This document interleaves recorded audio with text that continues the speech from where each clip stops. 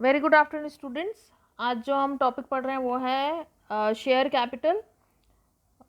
Share capital जिसे हम हिंदी में अंश पूंजी कहते हैं। Share capital means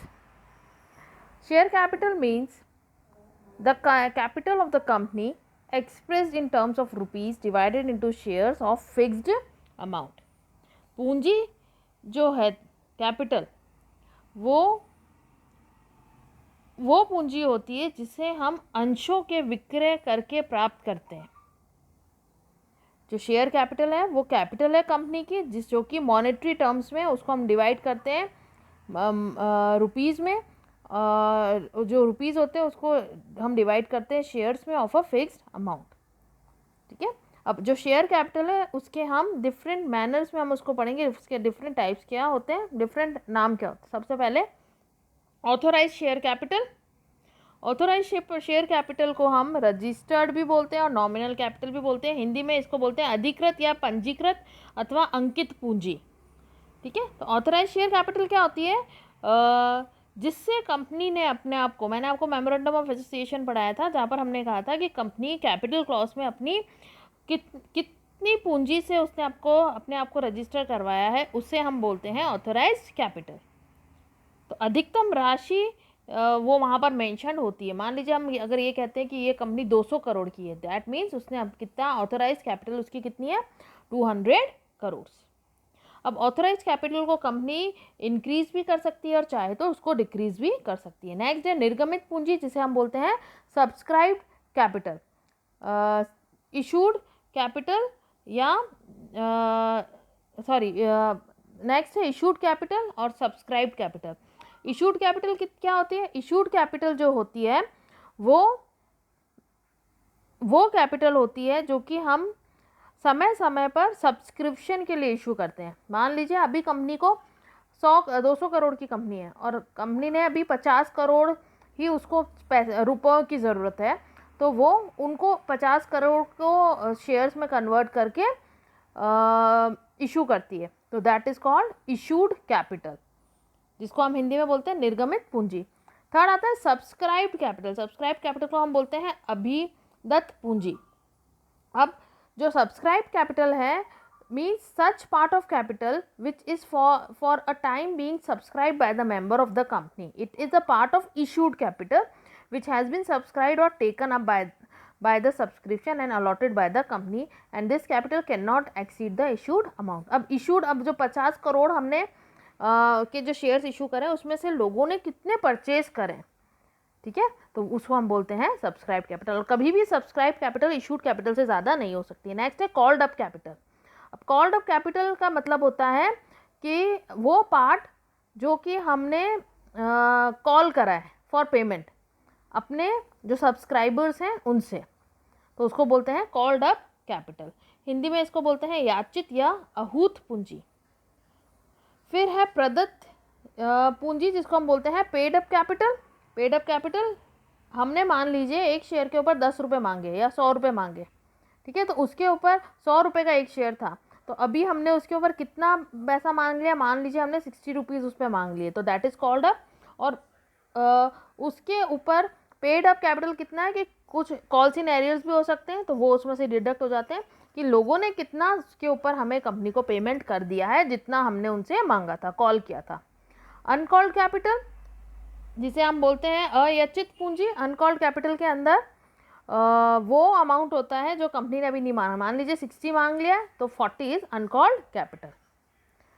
kinds of shares को हम दो पार्ट में डिवाइड करते हैं। पहला है समता अंश पूंजी और नेक्स्ट है पूर्वाधिकार या अधिमान अंश पूंजी, जिसको हम इंग्लिश में बोलते हैं, समता को हम बोलते हैं इक्विटी शेयर्स और प्रेफरेंस शेयर्स को हम बोलते हैं पूर्वाधिकार अंश पूंजी, प्रेफरेंस शेयर कैपिटल।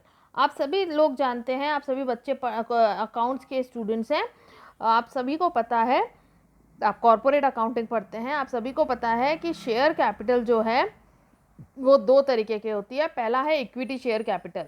अब इक्विटी शेयर कैपिटल कौन होते हैं? They are the real owners of the company, ठीक है, और उनको जो भी डिविडेंड मिलता है वो प्रेफरेंस को मिलने के बाद मिलता है, ठीक है, जो प्रेफरेंस को पहले दिया जाता है डिविडेंड उनके शेयर्स में, उसके बाद अगर कुछ बचेगा तो इक्विटी को दिया जाता है। तो इनके पास कोई प्रेफरेंशियल राइट्स नहीं होते, और उसके साथ प्रेफरेंशियल कैपिटल के अंदर भी जब पूंजी कंपनी की जब वाइंडिंग अप होता है, ठीक है, उस समय भी इनके पास कोई ऐसे पूर्वाधिकार नहीं होते कि हमें पहले पेमेंट किया जाए उसके बाद प्रेफरेंस शेयर्स को दिया जाए।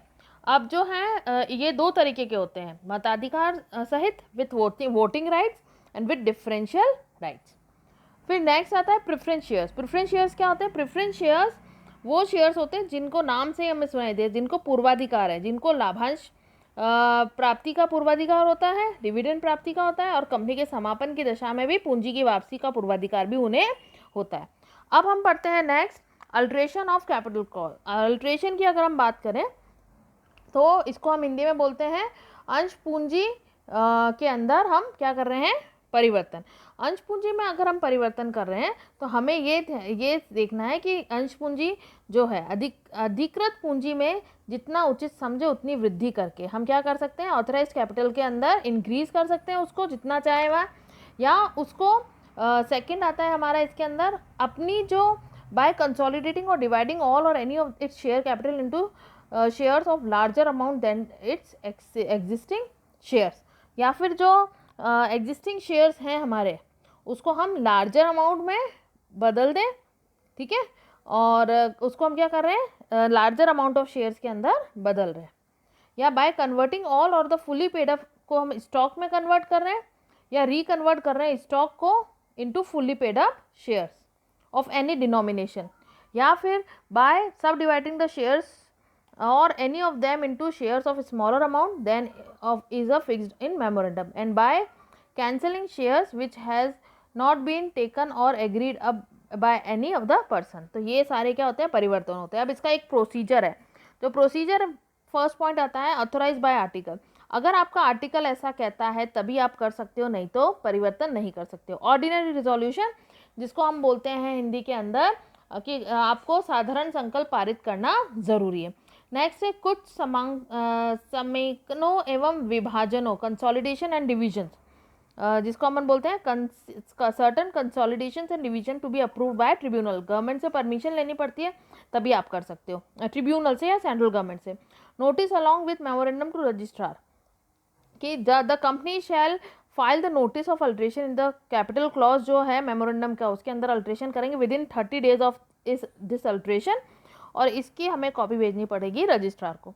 फिर पेनल्टी, अगर आप इसमें कोई भी फॉल्ट करते हो तो 1 डे का आपको 1000 रुपीज़ पे करना पड़ सकता है, जो कि 5000 से तक एक्सीड कर सकता है। असाइनमेंट है what do you mean by share capital, explain the kinds of share capital, और इसके साथ साथ जो अभी हमने पढ़ा है अल्ट्रेशन के क्या प्रोसीजर्स हैं वो भी आपको पढ़ के रखने, एक्सप्लेन करके रखने हैं। Thank you so much.